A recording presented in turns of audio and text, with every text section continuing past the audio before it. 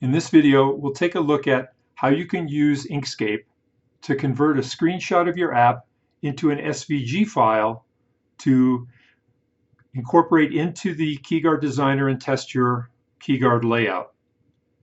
First thing to bring up is that when you install Inkscape, it will install two programs, Inkscape and InkView, and you should use Inkscape, not InkView, when you're doing this work. I've launched Inkscape here, and I want to point out to you that there is a rectangle that will appear when you first launch the program. It's to represent the page, but we're going to use it for a different purpose. And I want you to notice that it has a little pretend shadow on these two edges, and you should just ignore that. What matters is the white inside.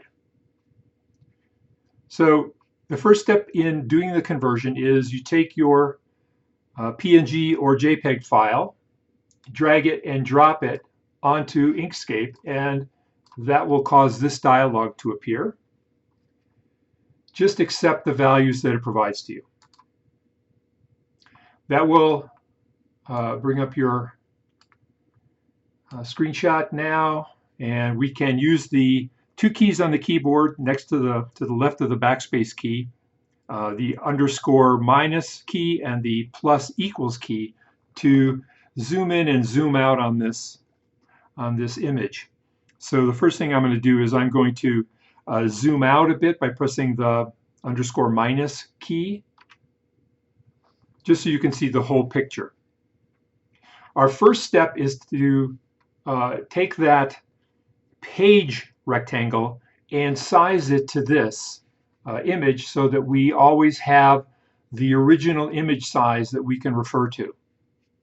So with this selected, and we can see the handles here, which mean it's selected, we'll go to the Edit menu and choose Resize Page to Selection.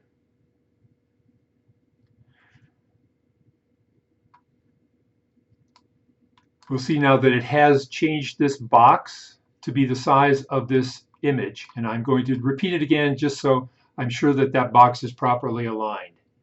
Edit, Resize Page to Selection. Now I'm going to convert this from a bitmap into an SVG format by choosing Path, Trace Bitmap. That brings up this dialog.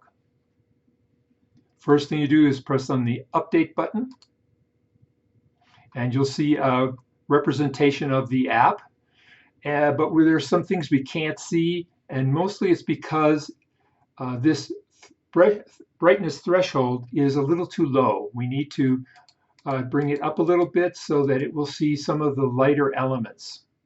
We'll update again. Getting closer. Let's go again.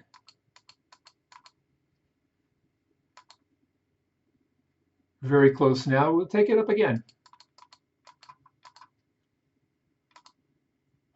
I don't think we're seeing a whole lot more than we did a moment ago, and things will just start getting blacker and blacker, some of the graphics, and so we're not gaining anything at that point. So this is pretty good. To start with, we'll move slightly to the side, and then we'll apply this. And you may have seen this get darker over here. That's because this image was overlaid on your original screenshot. And close it now. Now I want to get rid of the original screenshot. So I'm going to select it. All I have to do is click on any part that is white.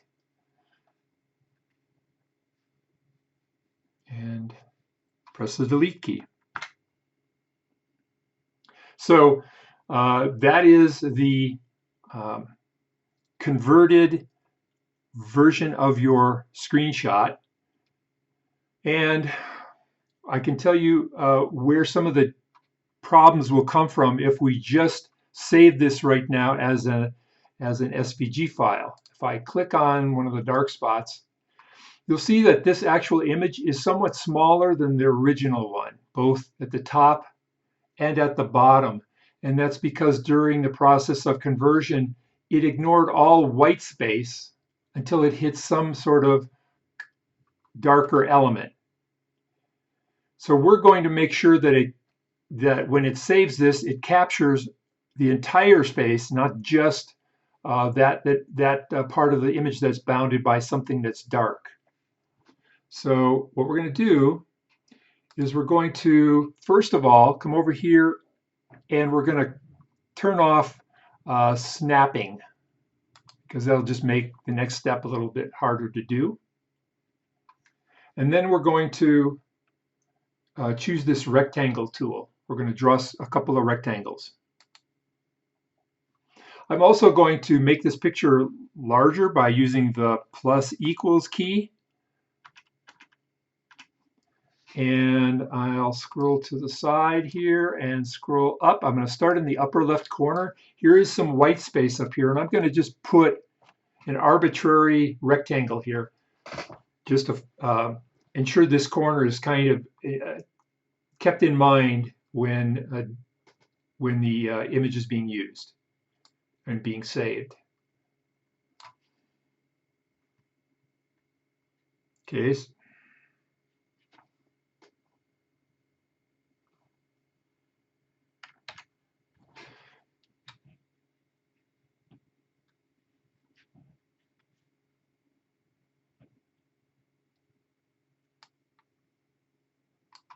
Well, what I wanted was a black rectangle here, so clearly I didn't choose black as the fill here. So if you see a white space there, go down into this corner and just click on the black square. And that means we're using a solid fill for this purpose. And now I'll scroll across. We'll do the same thing in this corner, starting at the outside corner of that page and coming just a little way. You don't need a very large rectangle. Come down here, do the same thing. And we'll finish in the last corner. Start at the edge, at the corner, and just work in a little bit. Doesn't have to be perfect, it just has to be close. And now we'll save this as the SVG file that we want, and I'll call it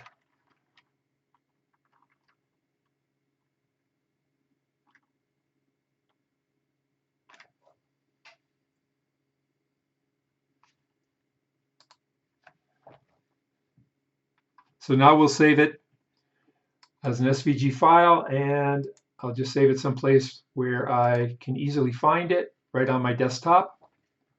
Save it as screenshot, or probably better yet, the name of the original app. So we'll call it Grid, and save it that way. So now we have an SVG version of the Grid app.